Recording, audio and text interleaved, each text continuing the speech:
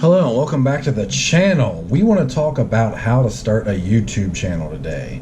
And the first thing you may think is you look down, you see I have 15 subscribers and however many views on this video. I've been averaging about 50 and think, why should I listen to you? And the answer to that is, who better to listen to than anyone that says just go and do it. So while my channel's new, as I've passed the first hurdle, which, you know, you watch every one of the big YouTube channels, all of them have the same theme or the same first piece of advice, and that's just do it. Just start doing it. Just jump right in. You don't have to have a plan. You don't have to have thousands of dollars in camera equipment. Sure, it helps, but is it needed in the beginning? No. I'm vlogging with a GoPro Hero 5 Black, which is a great camera. Not necessarily the best for vlogging, but it does the job. And it does the job pretty well, if I do say so. It has its disadvantages, and anybody who's ever used a GoPro knows what those are. Think Media, which I will link below, one of the things that they did is they went and polled a bunch of other YouTubers to find out what kind of equipment they use. And of course, you know, he had some pretty big names on there. iJustine comes to mind. She's got a $5,000-$6,000 camera. Obviously, you know, she's giant. I mean, I love her. I actually met her at Comic-Con, have pictures with her, which is great. But one of the guys, and, you know, apologies because I don't remember his name or the name of his channel off the top of my head, showed his $2,000, $2,500 camera, but with a caveat, and said my first, I believe it was 400 videos on his channel he shot with his phone. But that made me stop and think that this day and age, if you're thinking about starting a YouTube channel, there really is nothing holding you back apart from yourself. So I know it was a very long-winded way to get there, but the number one task to starting your own new YouTube channel is picking up a camera and hitting record. It really is that simple. I've gone back, you know, and I say I've gone back and watched my old videos. I started my channel officially 2 weeks ago. This will be my 5th, possibly my 6th vlog. And already when I look at the very first one, it was awkward. It was awkward for me talking to the camera. And while that's gotten a lot better as far as how awkward I feel, you know, up here, it flows better. But then I still got to go and edit and watch it over and over and look for those little weird pauses, the ums, the uhs, and you know, splice those out, or jump cut, I believe it's actually called. And so that's the part where it continues to be awkward for me. Of course, 5 videos in, it's not going to be perfect. But essentially, I found Think Media. I found watched a few videos on how to start a YouTube channel, and of course the algorithm took hold, and pages on pages of recommended videos are about how to get your first 1,000 subscribers, how to get 4,000 subscribers, how to get rich on YouTube in your first 4 months, so on and so forth. And that's all well and good, and a lot of it is good advice. But what really stood out to me is one of the channels that, as I was going down the rabbit hole, I found talked about how to talk to the camera and the awkwardness, and he's the one that was talking about doing jump cuts to edit out the ums and the uhs. And he showed his very first video. I believe he was reviewing camera gear or something to that nature, and he said it's not listed anymore because it was so bad. And he cut to the video of him talking, and this was 3, 4, 5 minutes into the current video, and immediately it was obvious that he is a billion times more confident in how he talks to the camera. It's just more natural. It's like he's having a conversation and not so much like you're nervously staring at a camera. The camera, I feel like, is a little bit easier to talk to, but in the back of your mind is still, this is going on YouTube, and even if you only have 10 subscribers, the potential for those 10 subscribers to watch it, and 20 subscribers or 50 random people, is there, and it does weigh on you. My very first vlog, I kind of kept it under the radar. I didn't put it on like my personal Facebook page. And my daughter, who, yes, I'm calling you out, daughter, who better watch this, shared my video with some laughy faces, and it's all well and good. I'm all about self-deprecating humor, but as soon as she did that, I was like, I'm not ready for, not to mention everyone who follows her. It was just immediately, it was like, wow, I'm not sure I'm ready for everybody on YouTube, the people I hardly know, kind of know, to see all that. The point being is already video 4, which is my last video, I got actual real editing software, which I think is a major plus. Filmora, I believe I have that linked in the description. If not, I'll get it in there.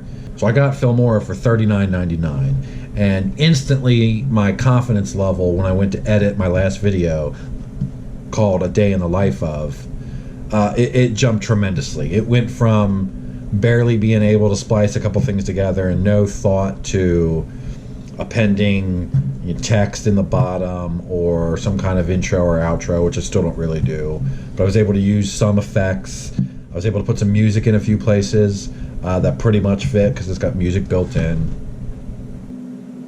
So I'm not doing a very formal 1, 2, 3, 4, 5 list, but I would say that kind of sums up point 2, and that's being able to talk to the camera and working on getting comfortable doing it.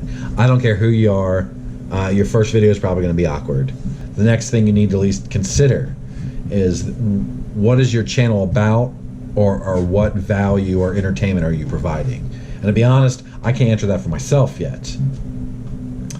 I like to think I'm entertaining, I like to think I'm funny, and I got a good sense of humor. Not everybody will. You're never going to please everyone, but a lot of those, again, Think Media, a lot of good points they make. It's about, if you have a certain niche, stick with it and roll with it and be about that one thing. And I think that's where I'm personally going to struggle. I would love to talk about cars, travel, technology. I mean, I got cats who literally are dying to be in the shot right now, that I could probably just do videos about cats all the time. And there's legitimate YouTube channels that have millions of followers and get millions of views, and it's just like cats doing cat things. Cars are probably one of my first passions, especially for as far as YouTube. Car YouTubers got me watching YouTube. That's what opened this world to my eyes. The Stradman, Doug DeMuro, those were the biggest ones, and there's a lot of other great car YouTube content creators and channels and great stuff to watch. But there's also the travel channels.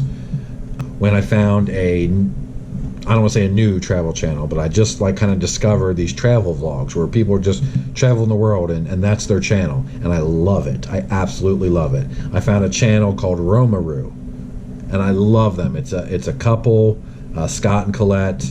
They are amazing. I googled, I was looking for the clearest waters in the Caribbean.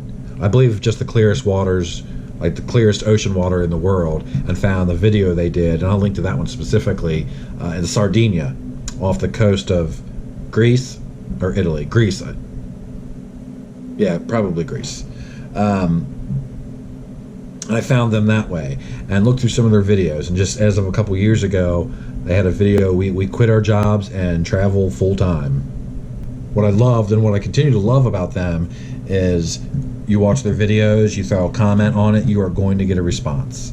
As of today, I commented and asked them about their camera gear and got a very thoughtful response about, hey, this is what this one can do and this is what one can't do, and compared it to a camera that I was asking about, and it was just, it's that willingness to help the community out. There's no one who's keeping the secret sauce hidden, as some industries you will see where your competition don't want to see you succeed. That is not how it works on YouTube, at least from my experience. So whatever your interests are, whatever value that you are going to provide, or whatever your passion is that you want to start your YouTube channel about, go for it. Find the other channels that talk about it, and even better, if there aren't channels that talk about it, you can still learn a lot from watching the bigger channels, and that's just from like a photography, a videography, being mindful of how you frame shots. And it's all these little things that there's very detailed videos that will talk you through those things, but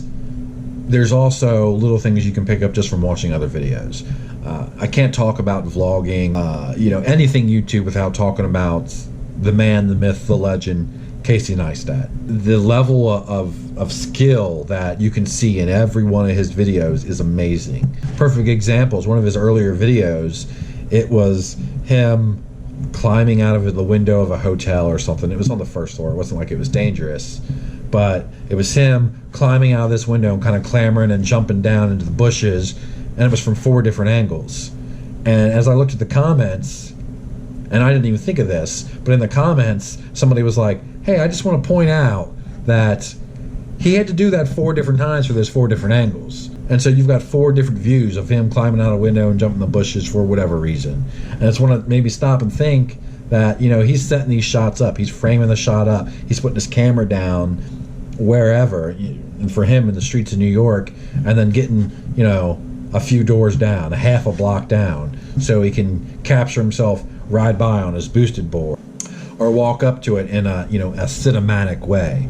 It's those little skills that you pick up from watching other videos and seeing how they talk about it. And all the big channels talk about, how do you start your own channel? MKBHD, tech channel, one of the absolute best. And he said, just be yourself. Okay, so start off with being yourself. Put videos out. Put a bunch of videos out. You may get 50 videos in 6 months before you hit 100 views. My last video, which I'm super proud about, is at 58 views, and that's awesome. And I filmed a drone video. I have thousands of drone videos, but I only put one on YouTube, and I put it on YouTube. It's about a minute and a half long. It got 4,000 views in a few months. Now it's been up for a year and a half now or something like that, but I was like, wow, that's awesome. Like 4,000 people clicked on my video and watched it, and it's a sense of accomplishment. You have to keep at it. So that was a very long-winded way of saying that, but I think the point stands on its own. And if we're summing up, just hit record. That's how you start a YouTube channel. So I guess what I'm saying is, be mindful of other videos that you might watch, channels that you've watched. Chances are, if you're thinking about starting a YouTube channel, you have YouTubers that you watch, if not regularly, enough to where you have an idea of, hey, this person's really successful, these are the videos they put out. You pay attention to the length of the videos, how they title them. I think that's big. I mean, you don't want to have clickbait, but you do have to be mindful about what you're uploading. Is it popular? Are people watching it? So use what you have, hit record, start doing it, and as time goes on, you'll get a sense of your appetite for, what am I going to invest in my channel? How am I going to monetize it? What's my income going to look like? Am I going to have any income? Probably not in the first couple weeks, but maybe the first couple months, first 6 months. I think you have to be comfortable with knowing that is a chance, that it may take that long. And I think it makes it all the more worthwhile when you stick with it and you start to succeed. If you have a niche, go with it hardcore. Review things that you're passionate about. I mean, the example in some of the videos where that I watched was a guy who reviewed grilling equipment. Now he gets all of his grilling equipment for free to review it and put it on his channel. There's channels on, obviously lots on camera gear and computers and specific pieces of technology and whatever. I mean, I'd like to review my own car, which I am going to do. It gets a little bit warmer out. We're going to do a review video of the car. I'd like to review my GoPro, but the only way I can do that is if I film that with my phone, and we'll see how jumpy that content looks. So I think that's my struggle as far as my channel goes, is how many different genres or topics do I want to try to cover, and is that going to turn people away? Everyone needs a hobby, and if you're comfortable talking to a camera or want to get comfortable, then I think YouTube and a YouTube channel is the perfect avenue for you to share your passion, your hobby, whatever your interests are with the world. But I think we're going to try to wrap this up. I told myself I was going to keep this short, and we'll see after the edit what it looks like, but I've been rambling way too long. So with that said, we're going to wrap this up, and if you would, go in the comments below, drop me a line, feedback on the video, struggles you've had, questions you have, anything you can think of. I'd love to start a conversation, if anything else, around starting a YouTube channel. If not, some of the products that I use or that you may use or know about. I'm interested. Does anybody film vlogs with their phone? You know, tell us how that went. What does the quality look like? Again, thank you for watching. Feel free to give this video a thumbs up, drop a comment, subscribe to the channel, tell all your friends, beg them, hit them with a stick. All right, and on that bombshell, we're going to end today's video. We'll see you next time.